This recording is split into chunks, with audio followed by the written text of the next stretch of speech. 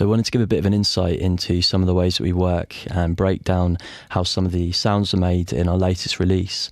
And rather than doing a tutorial inside the box in the computer, I thought it might be cool to show how I use this analog setup behind me to make some of the sounds in the track. And I specifically want to show using this analog modular synth here to create some percussion, lead, pads and effects and those kind of sounds. And I'm going to be focusing mainly on 3 modules here from Mutable Instruments, which is clouds, rings and marbles, which is kind of hidden behind this mess of patch cables right now. So I'm going to be focusing around those really.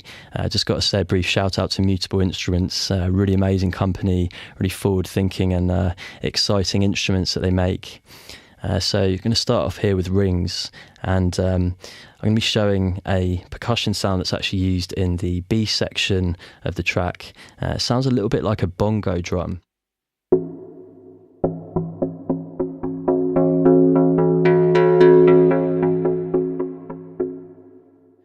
And it's being generated by rings here, which is a resonator module. It uses a technique called physical modelling synthesis, whereby it tries to emulate some of the qualities that you find in real-world instruments like strings, percussion, bells, and that kind of thing. I really love this module. I've used it in a few tracks recently. So that's kind of the oscillator in a way, and it's generating the sound that we're hearing right now. But in order to actually create like a loop, what I used in the track was marbles here, which is a random sampler, and really it's like a random sequencer. It generates random sequences of CV and voltages that we can then lock into loops just by using this middle control here, which again is kind of hidden underneath this mess of wires right now. So currently I'm just triggering rings here from another sequencer down the bottom. But in the track, what I would do is patch the pitch CV from marbles right here into rings, and also the gate as well. And what you can't see off camera right here is a electron machine drum, which is being used to actually trigger a gate sequence and basically just run a gate sequence into marbles right here. So as soon as I press play, we're going to hear a percussion pattern starting.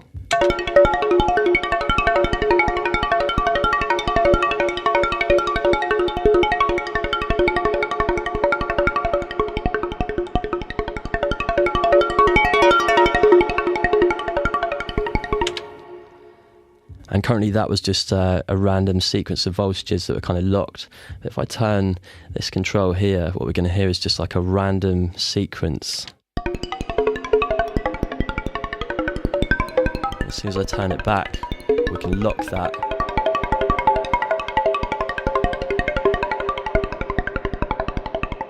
So you can hear the patterns locked now.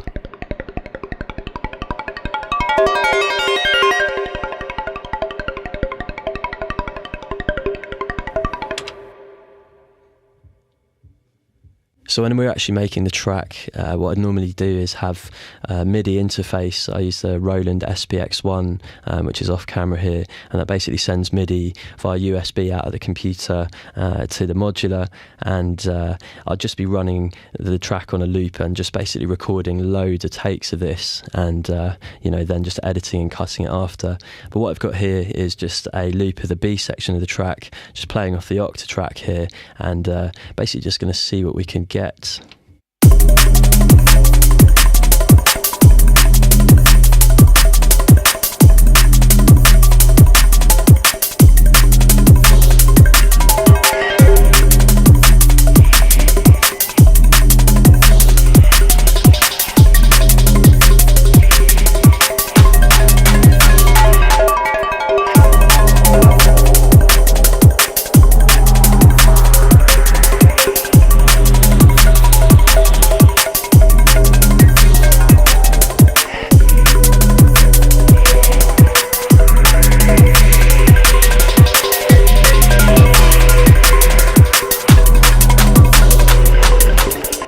So that take wasn't too bad.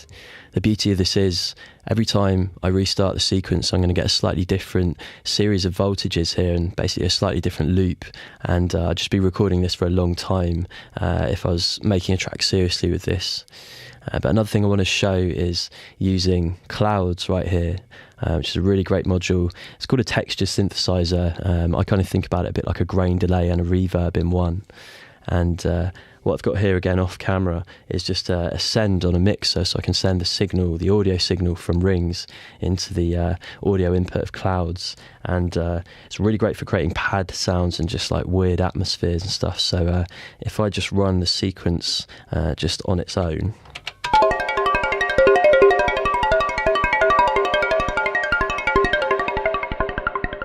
And now just turn up the send on the mixer.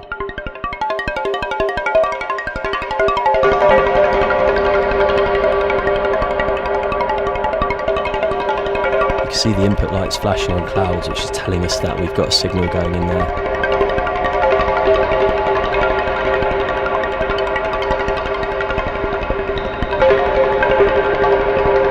So this could be quite useful for a pad.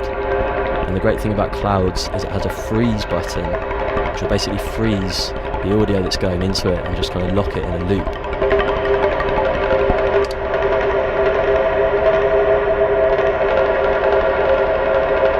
So this is locked now, and I can change the pitch if I want.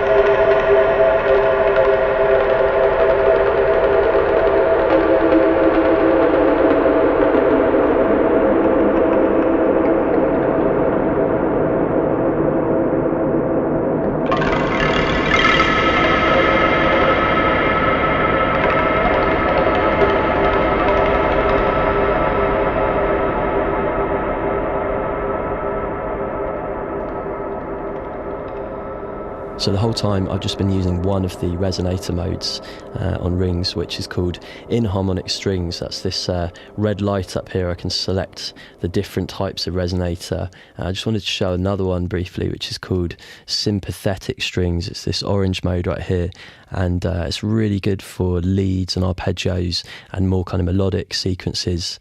I'm also going to slow down the sequence coming in from marbles here, just basically slowing down the rate control, and we'll get like a slower sequence coming in now.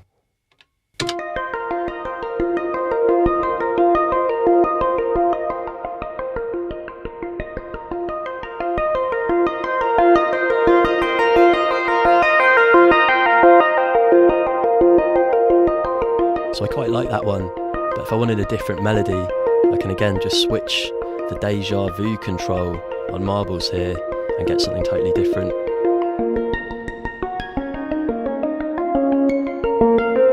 So let's lock that.